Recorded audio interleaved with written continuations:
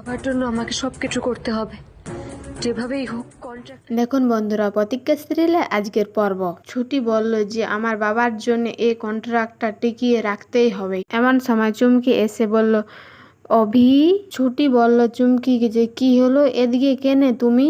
ওদিকে ছেড়ে দিয়ে এদিকে জয়েন করতে চাইছিস নাকি? করিস না, হবে না কিন্তু। ছুটি বলল চুমকিকে, ও আরেকটা কথা, সারাক্ষণ তুমি মৌমাছির মতন আমার বোরের পাশে ভিনভিন ভিনভিন করিস না। শেষবারের মতো বলছি, আমার বোরের উপর তোর কোনো অধিকার নেই। কিন্তু চুমকি বলল যে অধিকার, এই কথাটা তুই বলছিস? আমার থেকে অভির অধিকার তুই ছিনিয়ে নিয়েছিস ছুটি। ছুটি বলে, ওর তুই বিশ্বাস কর, অভিমন্যু শঙ্কর রায়ের অধিকার এখন আমারই আছে। এই যে মাথায় সিঁদুর দেখছিস, হাতে শাঁখা বলা দেখছিস, এই হলো তার প্রমাণ। এরপর আমার থেকে টপকে আমার বোরের ঘাড়ের উপর যদি বসার চেষ্টা করিস, তাহলে আমার থেকে খারাপ আর কেউ হবে না।